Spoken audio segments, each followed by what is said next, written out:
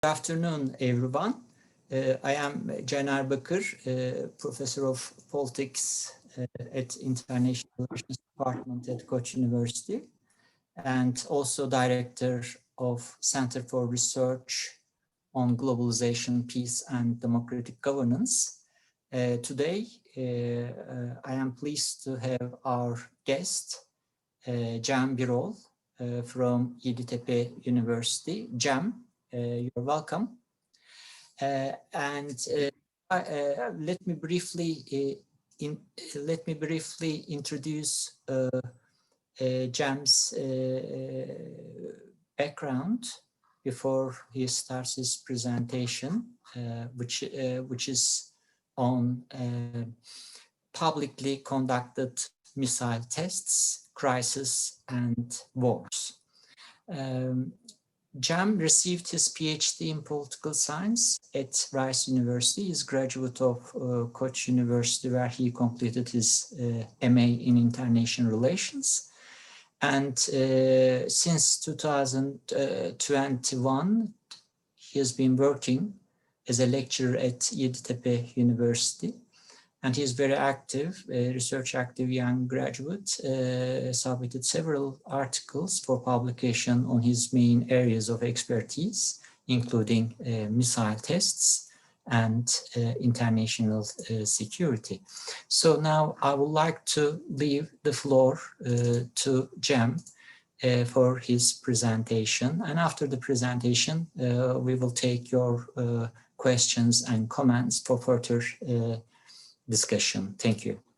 Thank you very much, Professor Bakır, and thank you very much for inviting me over and for this opportunity. So today I'm going to present my work titled Missile Tests, Crises and Wars, and I'd like to right away jump to talking about a couple of incidents in international politics that motivated my paper. And I'd like to start with China in 1996. So what happened during this year is that China test launched a considerable number of intermediate range ballistic missiles near the Taiwanese Strait.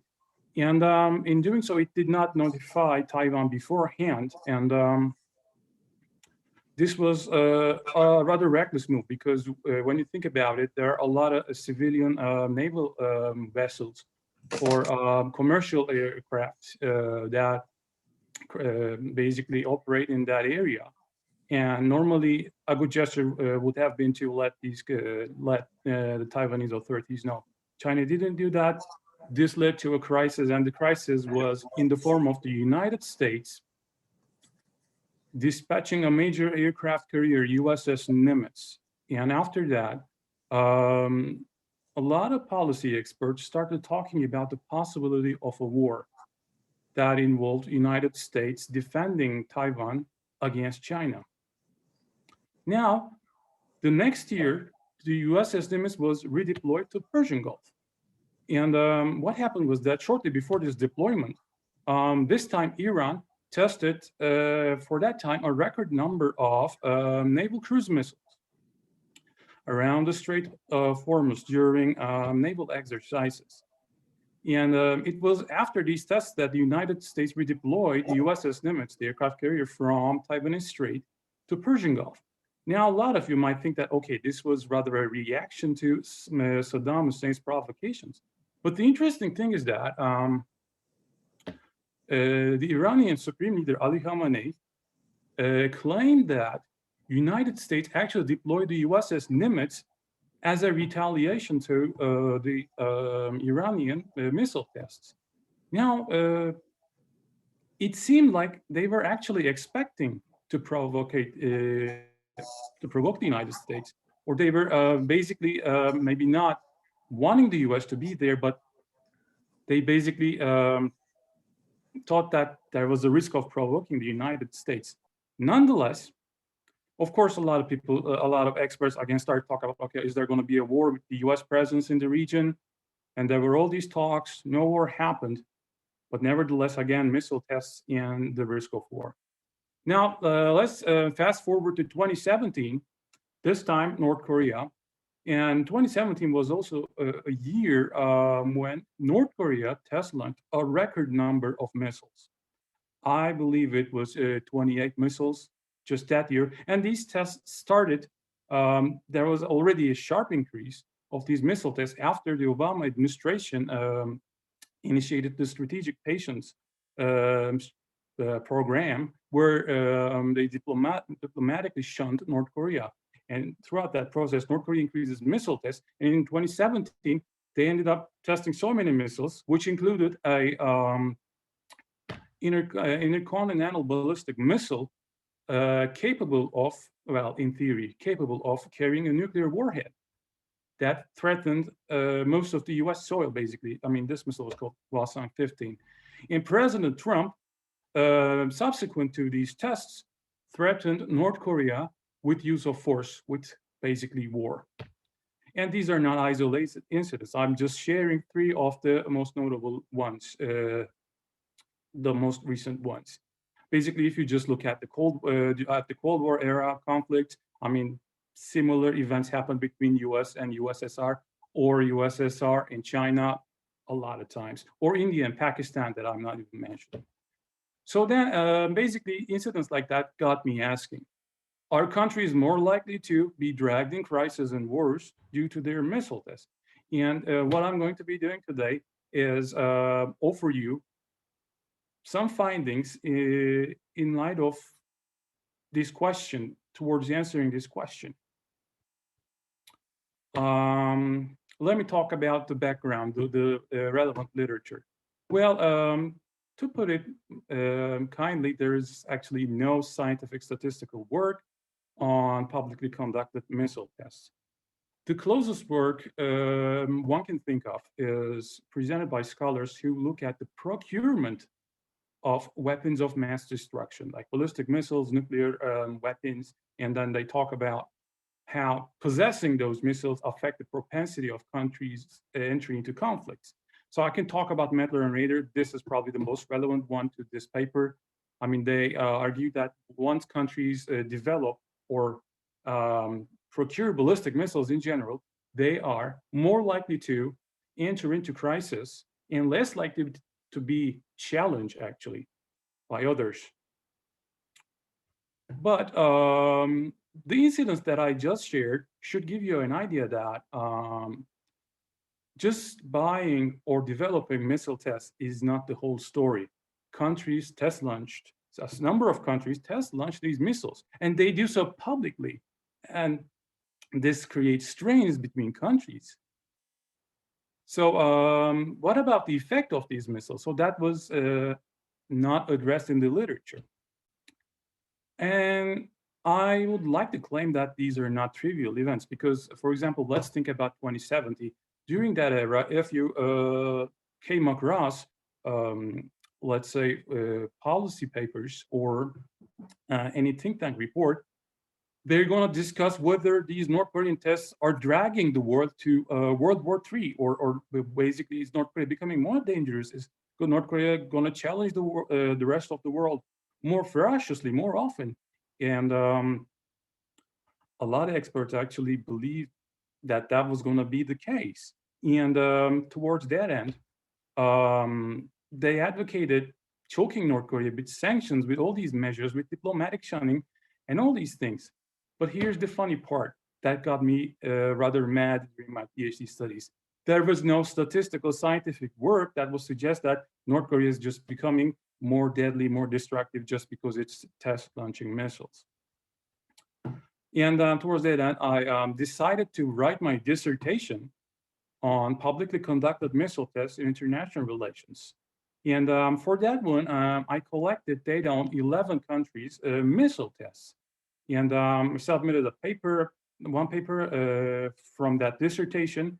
And with the R&R response, I had to expand the data set to 11 countries' missile tests between years 1945 and 2015. Now, the tested missiles consist of ballistic missiles, cruise missiles that could be air-to-air, surface-to-surface, surface-to-sea, air-to-sea missiles, surface-to-air missiles, anti-ballistic missile systems, and space launches or space training missions that are conducted with ballistic missiles that could otherwise be used during combat situations. So let me go over what sorts of findings I have in my dissertation. First of all, yearly trends, so basic yearly trends show that countries are not testing their missiles routinely. There is a meaningful variance that does not look like random noise, and that especially countries increase their missile tests during times of crisis. For example, Russia and the United States, well, USSR and the United States during the Cold War, test launched more than hundreds of missiles per year during early 60s when Cuban Missile Crisis happened. But they did not test launch that many missiles after that. And India drastically increased its missile tests after Pakistan also became nuclear and detonated its first nuclear warhead. And when we look at Iran, Iran's missile tests peaked during the Ahmadinejad presidency when the United States was pressuring Iran due to its cooperation with North Korea and China in terms of weapon development and weapon proliferation, as well as due to its sponsorship of militant groups that use terror tactics. So of course, I decided to look at it from a multivariate perspective. And I said, okay, let's account for various confounding factors and see what affects variance in countries' missile tests. And I'd like to talk about some of the key findings from that work. For example, that there are, I'd like to say, some very conventional findings. I mean, some of the findings here you might say just, duh, it's pretty obvious. Nevertheless, this is the first time a statistical analysis is conducted and these results are found. First of all, if countries are planning to add more missiles to their arsenal, they naturally test launch more missiles when we control for their political motivations. In addition, when countries start testing nuclear warheads, this is followed by an increase in testing missiles. So, I mean, they, of course, want to have delivery vehicles that are going to carry the relevant warheads. But interestingly, that's not the case for early stages of nuclear enrichment. So if a country just adds a nuclear enrichment lab or a factory, this addition does not lead to an increase in missile tests. So it's just the latter stages of nuclearization where we're talking about detonation of nuclear warheads. And then what I also find, which is rather surprising, is that controlling for a bunch of confounding factors, I find that exposure to military threats actually do not consistently increase countries' missile tests. And I'm talking about threats in the forms of involvement in crisis or joint military exercises of various scales conducted by rivals. The only exception is that countries typically increase their missile tests as a response to their rivals' missile tests. There's a small effect on that. And lastly, a puzzling finding is that countries increase missile tests, especially the missiles that are conducted publicly when they're exposed to economic sanctions, when they receive economic sanctions, not when they threaten with, but when they receive one. So I'd like you to put a pin on this, because I'd like to discuss this towards the end of the discussion a little more. Of course, now that we were a little equipped with some information about what affects the variance in missile testing of these countries once they start developing missiles, the natural next step of inquiry is, do these tests actually drag countries to crisis and wars? Which is what I'm basically analyzing in this paper. And I'm going to talk about two possible conjectures that are going to lead us to make some predictions. The first conjecture is the spiral theory by Robert Jervis. And well, it's influenced by Robert Jervis, and I'm using his spiral theory to make predictions. Jervis basically, comes up with this theory, presents this theory in his book, Perception and Misperception in International Relations.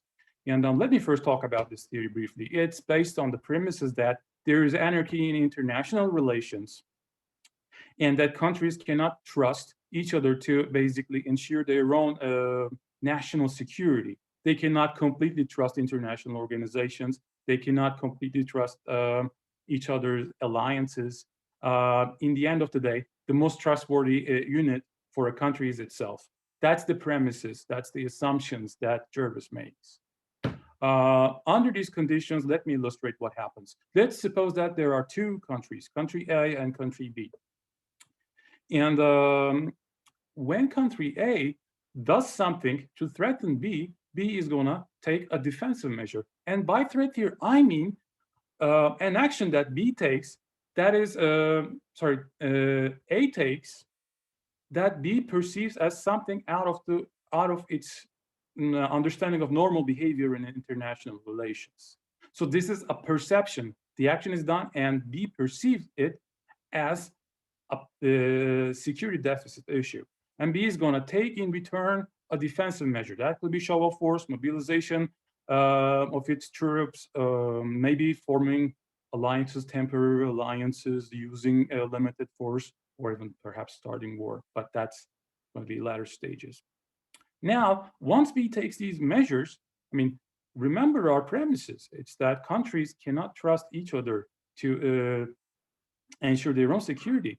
B's actions is going to lead the rest of the countries. I mean, A, and we can add other countries too, C, D, that surround B, I don't know where they're located, but they're going to also feel threatened by B's actions, which were in the first place taken to address threats from A.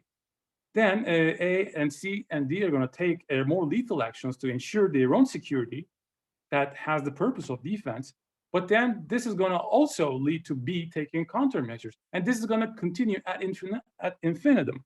And this is going to escalate into situations of crisis and wars. Here, by crisis, I mean situations where one country issues an ultimatum to the other, and the other has a time pressure to respond to this ultimatum, and failure to respond or saying no or rejecting the demands can result in war. So there is a thick, dark shadow of war in the crisis situation. So this definition, of course, is borrowed from Michael Brecker's definition, which he presented in a 1996 paper.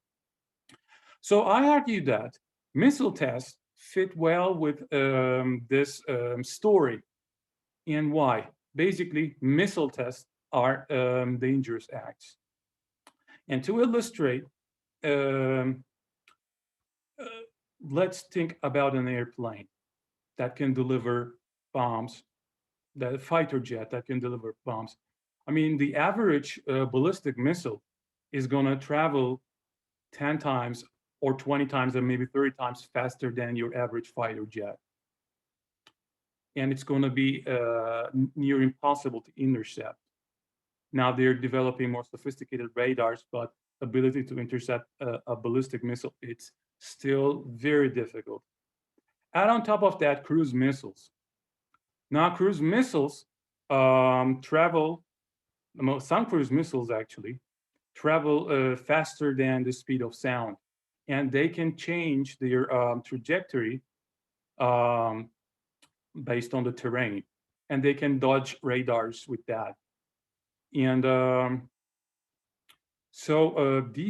when countries not only have these weapons of mass destruction, but also they test launch these missiles, they demonstrate how dangerous and destructive they can be.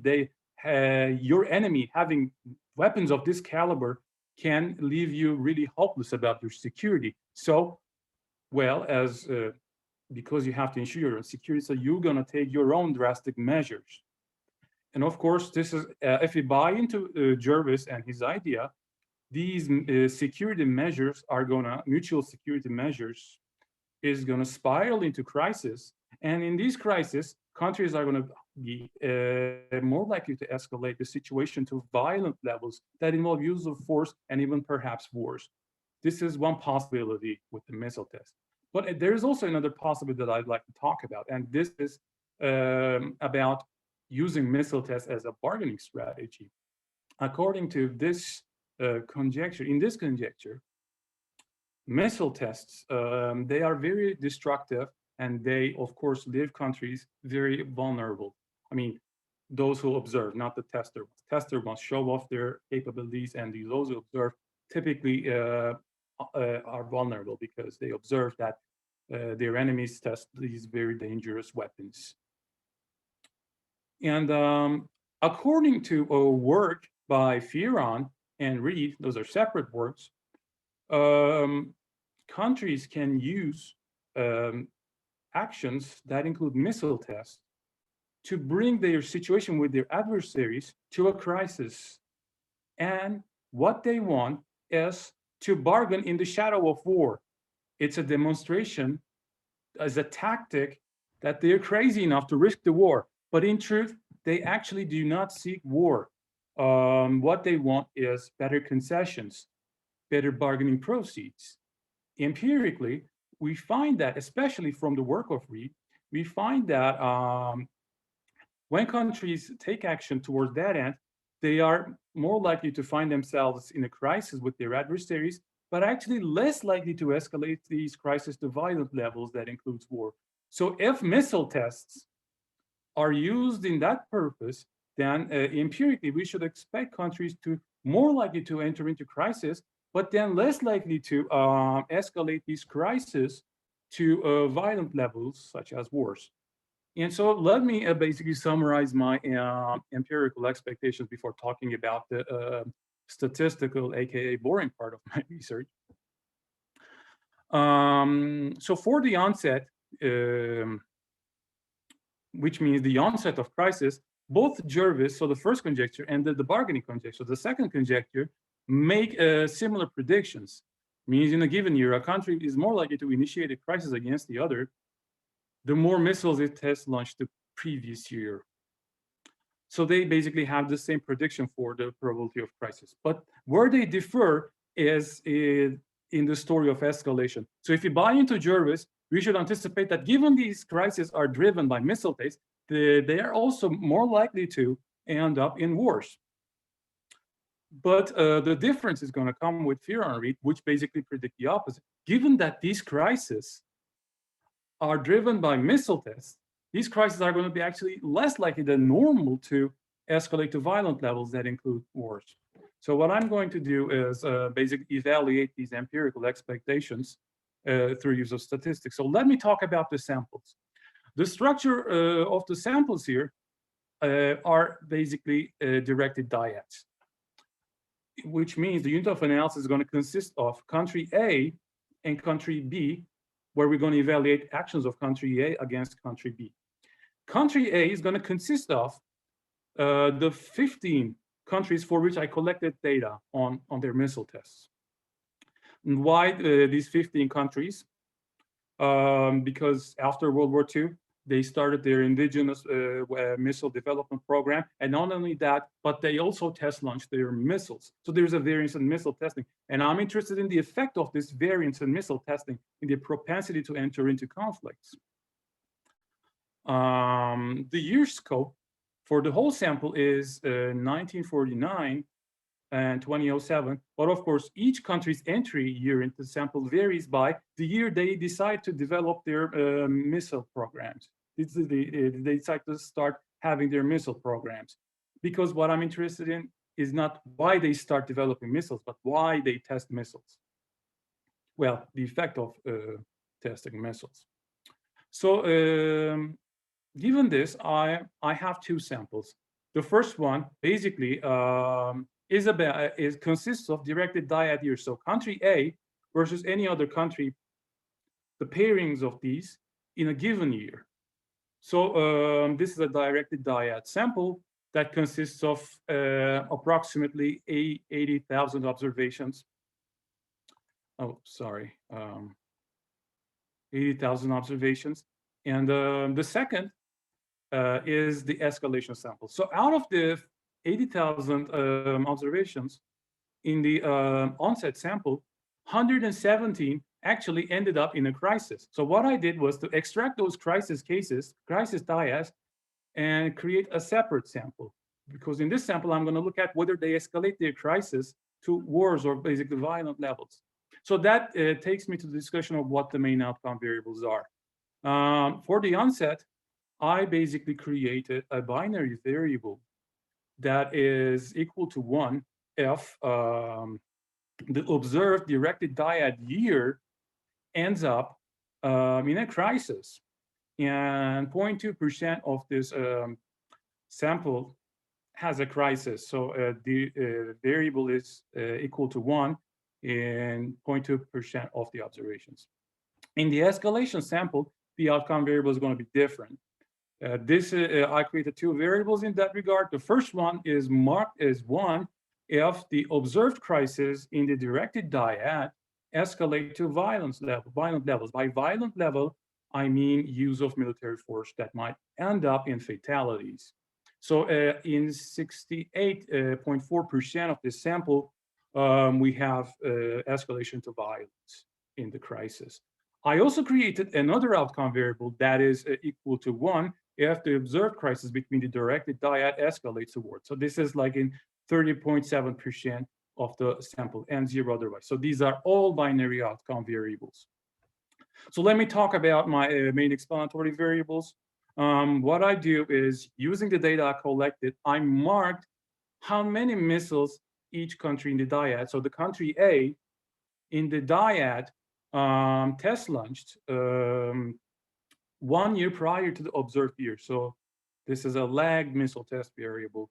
And second, after the review I got from the journal I sent, another article, I decided to create another variable that indicates the probability that, the likelihood that the observed missile test was actually conducted in public, because missile tests can be conducted in secret. Maybe as a country, you're not interested in revealing your capabilities to your adversaries. Could be for many strategic reasons the case.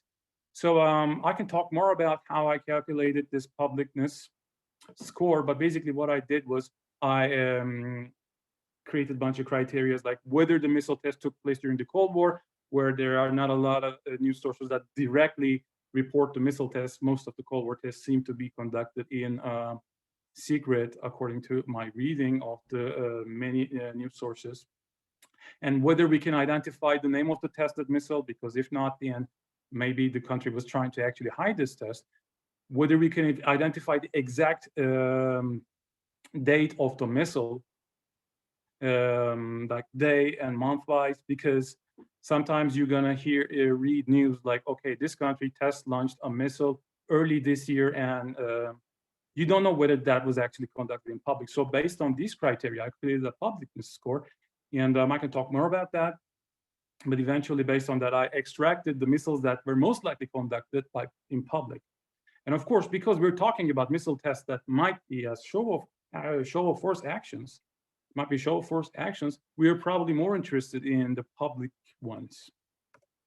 So what you see here is the countries that are for which I collected data on missile tests. So we have USSR, China, North Korea, South Korea, India, Pakistan, Iran, Iraq, Israel, Egypt, France, England. I could talk more about this. So before you see the maximum number of missile tests conducted by each country in a year. So the champion here is the United States. So the lighter colors mean more missile tests conducted in a year. The maximum amount is higher. For all missile tests, United States is the champion here, which is followed by USSR/Russia. But when we talk about public missile tests, actually the USSR is the champion. So the maximum amount of publicized missile tests conducted in a year is from Russia/USSR, and we're talking about 79 missile tests. If I'm not wrong, it was around a year 1982, which is followed by the United States. So Russia was basically showing off during early 80s, which interestingly coincides with its involvement in Afghanistan. So let me talk about this other part of the research design. I'm going to talk about my estimation methods and the control variables that I use in my multivariate statistical estimation models. What I do is basically, because both outcome variables are binary, we mean 0, 1, I Probit regression. with robust standard errors. So the onset model that I'm talking about is predicting the probability that the observed directed dyad year ends up in a crisis. For that, in addition to missile tests as an explanatory variable, I added a binary variable that indicates whether the dyad is a nuclear dyad, whether both countries basically have nuclear weapons, and then their relative sync score, so their material capabilities. Then whether this is a joint democracy dyad using data from polity data set, and then the minimum distance between the countries in terms of miles and the natural logarithm of that, and the trade dependency, economic trade dependency of the country A to country B, and that of country B to country A. So these are variables that I control for. We can talk more about that in the Q&A section if you're interested. And finally, using information from ATOP data set, the number of alliance treaties between countries. And also, because in the onset model, we're talking about yearly variation, there's potentially serial correlation in the data set. So the observations might be serially correlated. And when we're estimating binary outcome variables in a time series cross-section data set, adding time polynomials according to my reading of the literature is one viable move to account for this serial correlation, because we don't want every line in the matrix where we run the models, we don't want those lines to be correlated, right? To do that, I add time since last crisis in the dyad, it's squared and cubic form. So these are the time polynomials. So in this onset model, I cluster the standard errors by the directed dyad. And for the escalation model, it's a much simpler model, still Probit, but in addition to missile test, I include the nuclear dyad binary variable, their relative sync score, the dyad's relative sync score, and the joint democracy variable. So for the selection model, like I said, my expectation is that because a crisis can be pushed by missile tests, and given that these crises are pushed by missile tests, we are looking at the probability of escalation in this crisis. So the escalation model is going to be related to what happens in the onset model. That means that the outcome, so the sample is not a random sample here. The errors are correlated to the onset model. And to remedy for that problem, Heckman presents a solution, which is I take the linear predictions of the onset model, or basically the selection model. I divide the PDF of that basic linear prediction to this CDF, which gives me the inverse mean ratio. If I add this inverse mean ratio to the escalation model, so the outcome model, this accounts for the dependency, the censorship of this model. So I add the inverse mean ratio to the escalation model. So the estimation is also called the Heckman Probit model. So let me quickly talk about the statistical results that I find. So I can talk about the control variables later on. But what I basically find is that although by a small margin, the more missiles a country test launches, the more likely it is to enter into a crisis with its adversary. I mean, if you're divide by 4 rule, I mean, the marginal, the substantive impact of one additional missile test is pretty low here.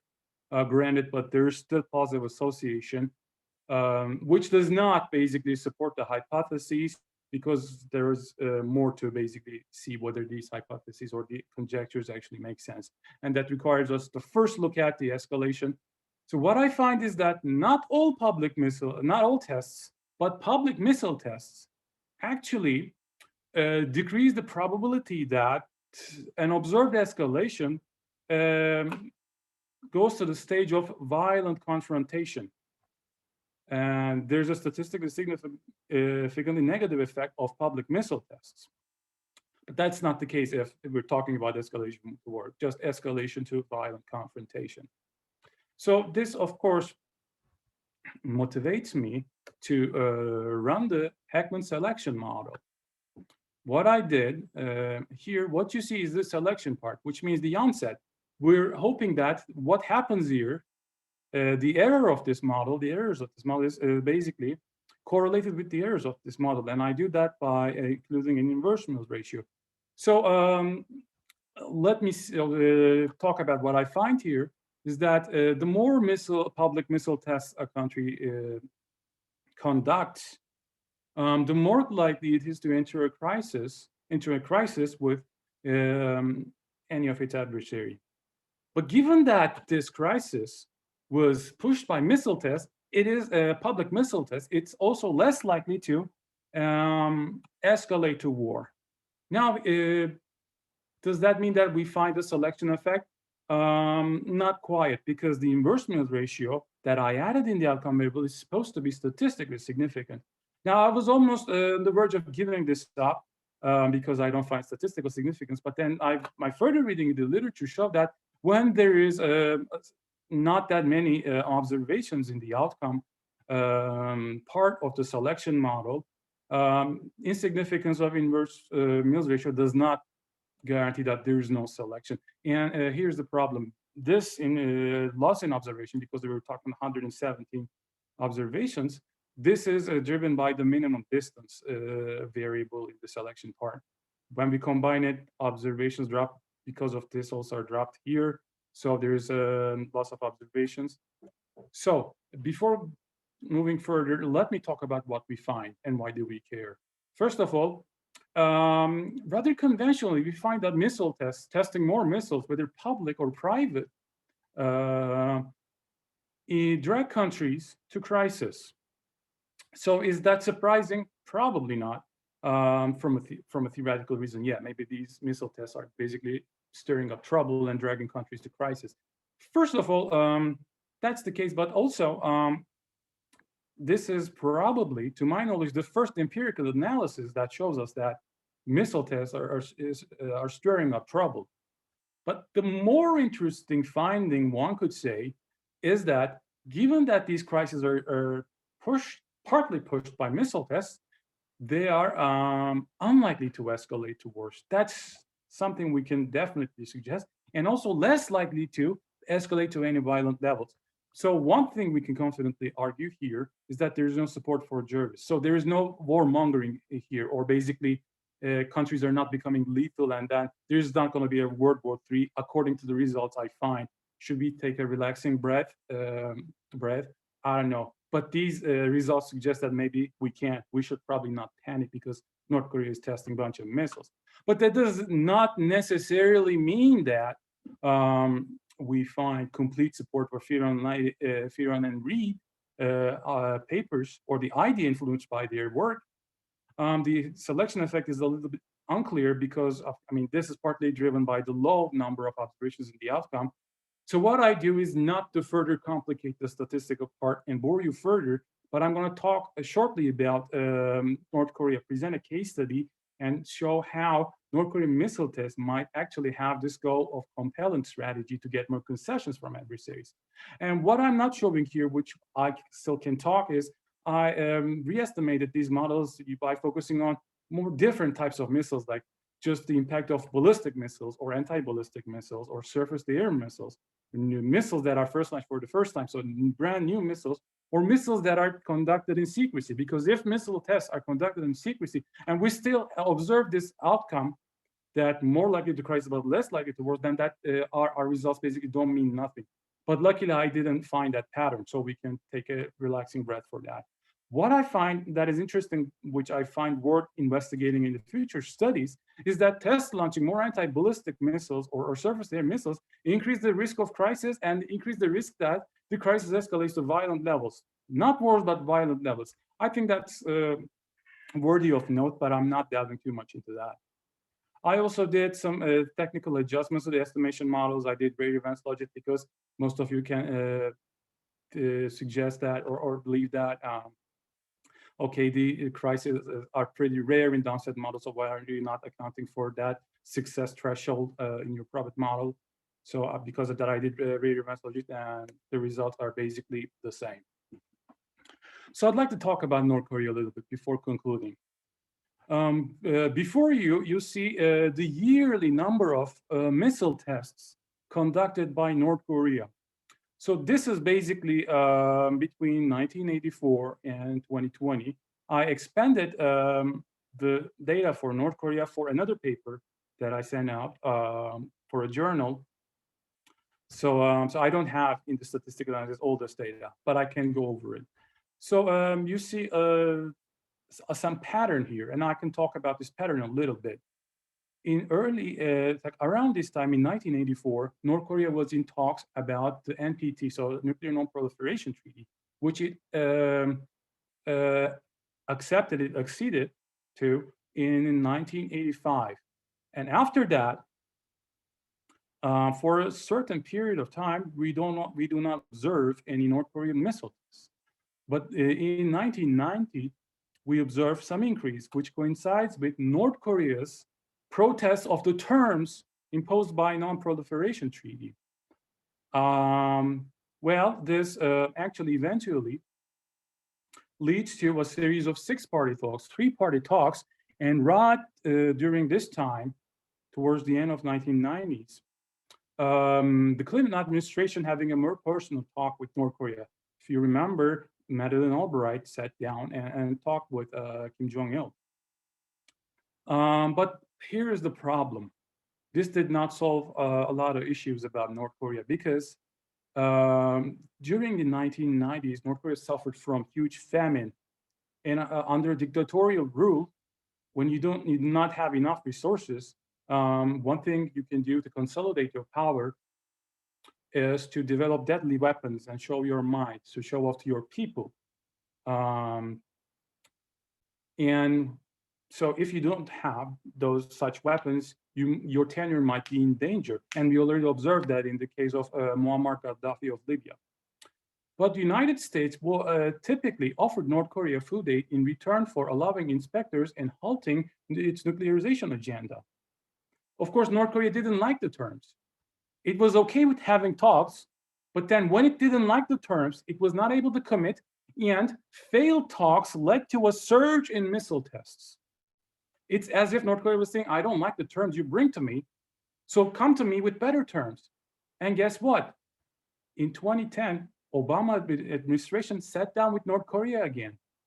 They talked. During the talks, with no missile tests. But then, again, they made the same mistake.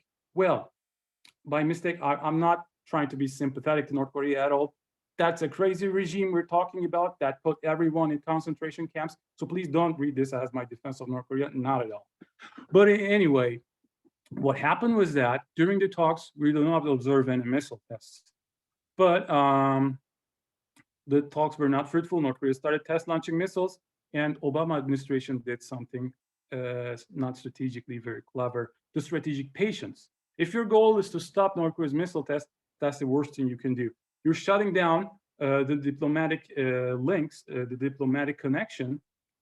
And North Korea then started to test launching a lot of missiles in that era, here in those years, to call for negotiations, to call for better terms, not just negotiations, and for better terms. And until 2017, like I said in the beginning, these tests continued until President Trump decided to have talks again with North Korea. But I mean, you can now laugh because the same thing happened. No guarantees to leaders' tenure, the North Korean leaders' tenure, Kim Jong-un's tenure, same demands, just talks again. During the time when there are talks, no missile tests again. They just cut the missile test right away. But because these talks did not amount to any fruitful steps towards the denuclearization, that did not guarantee North Korea, Kim Jong-un's tenure, survival, well, North Korea continued test launching missiles until new talks with perhaps better terms occurred. So the case of North Korea and partial evidence in the empirical models, I believe, suggests that missile tests might be a response to diplomatic costing or sanctions. Countries are going to test launch missiles until they find themselves in another crisis with others, thanks to which they can negotiate hard until they get concessions. But if they don't get it, then they continue their missile tests. Of course, this is a pretty complex study, and a better testing can be done with 3 steps or 4 steps empirical models that I can talk about in the Q&A section. So some policy recommendations, my final words. Missile tests are not harbingers of wars. If we buy into my research, we don't need to really panic when countries test missiles. They're not bringing country closer to the World War III. But if our measures is to retaliate to these missile tests with sanctions and diplomatic costing, that's a bad idea, because the purpose seems to be behind these tests to call for negotiations and maybe to ask for concessions. So then, thank you for your patience and listening. I leave it to the Q&A session now. Thank you very much, Cem, for this interesting talk. And I am also glad to hear that there's no need for a panic. So great. So I will allow, participants, attendees to talk. So if they just raise their hands, I will be able to let them speak. Sure.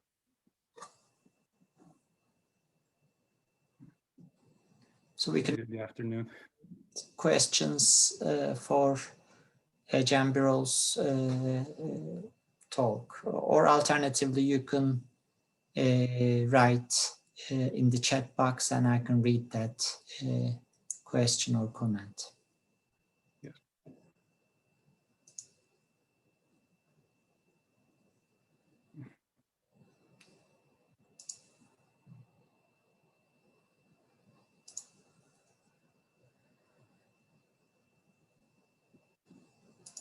So you guys are convinced about my story? Yes. Or we can have some comments, those of you.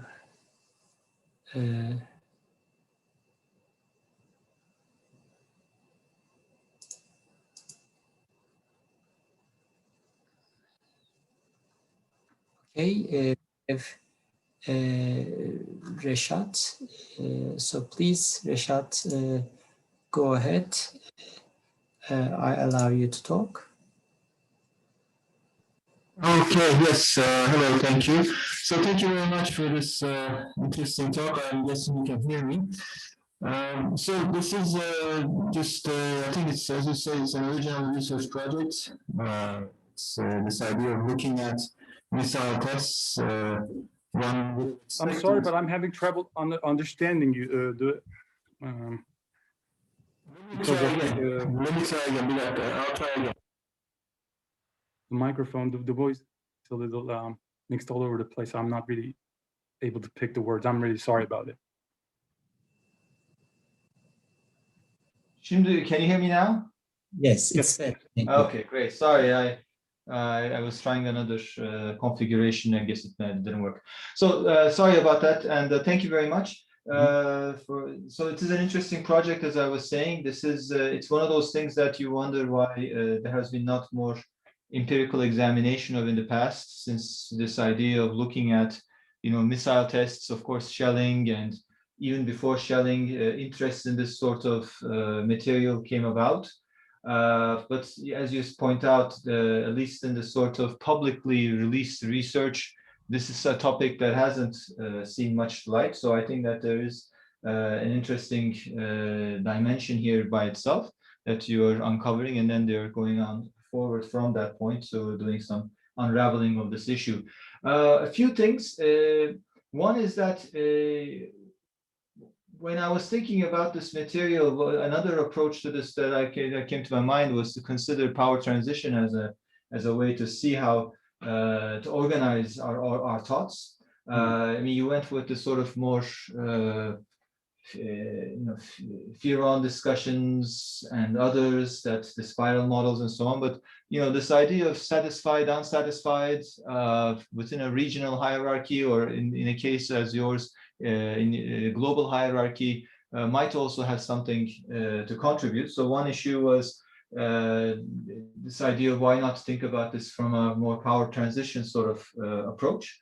Again, there might be good reasons for why you don't need to do that, but or why you chose not to. But that was something that came to my mind, and particularly in this context of the Korean Peninsula that you're mentioning, which that's an area where power transition has particularly received some amount of attention. So that's one question. The other is more briefly, as a future work, you ended up your discussions with talking more about the Korean Peninsula again with case studies, and so the case study. I was wondering, since you're using the ICB data, and one of the individuals that we associate with the ICB data set, of course, is Kyle Beardsley. A lot of his work actually looks at mediation and this sort of ICB data, not all of his, but some of his research. And there, I think there is an item which you can connect here. So with ICB data and mediation, how would missiles be used in the context of negotiations? How would they be used more generally in the sort of mediation elements to attempt into the sides to give more concessions, or how these missiles can be used to bring over entities to mediate and to receive more attention. So the North Korea in the past years seems to fit with that as well. But finally, with your large N analyses that you said, perhaps because you're using ICB data, I was a little intrigued with your control variables. With your control variables, at times reminded me of some of these other models that used to be relied upon for mid-based analyses. But why not put more ICB type of data into the control variables more as well? Since whether it is past crises or so on, maybe I missed it in your analysis, but I thought there might be somewhere, some place to include those sorts of variables into discussion anyway, as well. Anyway, let me stop here. Thank you very much for a very intriguing project. Thank you very much for the questions. I especially am grateful that you mentioned Kyle Beardsley, because I did not pay attention to that mediation part that I would definitely be interested in investigating. So I have to look at it, and probably I'm going to find interesting patterns if I look at it. So I'll definitely keep that in mind. For the power transition, sure. I mean, let me be honest. Actually, this project started as an exploratory analysis. I asked whether missile tests drag countries to crisis and wars. I mean, I even initially used MIDS, but then a lot of people started shouting at me because I used MIDS, because MIDS may be just accidental events and whatnot. So it was such an exploratory analysis, as a result of which I found some selection effect, and which in the earlier format of this paper, which got me thinking about this Fearon and Reed's empirical works, the two-step unified bargaining model type works. So there is always room for alternative theoretical explanations that I am willing to explore. The power transition, I would like to think more about that and include it in my work, definitely. Finally, for the past crisis, so in the onset model, if I can, basically what I find is that, I mean, I try to account for it with time polynomials, let's say time since the last crisis between those countries. But of course, we can talk about have they found themselves in crisis before, and whether that can have an effect. I did not include it. I might. I definitely can. So, I mean, why not? I definitely can include it. Is that answer? Okay. Thank you. Thank you. Thank you very much. Mm-hmm. I guess we got the questions. And is there final one more question? We have 3 more minutes. All right. Well, I would like to thank you, Cem, and to our attendees as well. This has been really a pleasure to have this webinar, and a very interesting talk, and I wish you all the best in your journals journey. Yes. Thank you, Cem. Yeah. Thank you very much for this opportunity. It's been a great pleasure to present once again at Koç University. I mean, I did that last time when I defended my MA thesis, basically. I was doing public opinion. It's been more than 10 years now, but again, thank you very much, and thank you for your patience, listening to me, and for your questions. Time flies very fast. Exactly. I was your assistant, actually. Yeah. Teaching assistant. Well, you know, the Jam, I remember, and you were one of those very good, wonderful assistants. I know, and you know, and I'm glad that our path crossed again. Yes. And looking forward to more, you know, frequent contacts. And My pleasure. bye bye. Okay. Thank you. Thank you.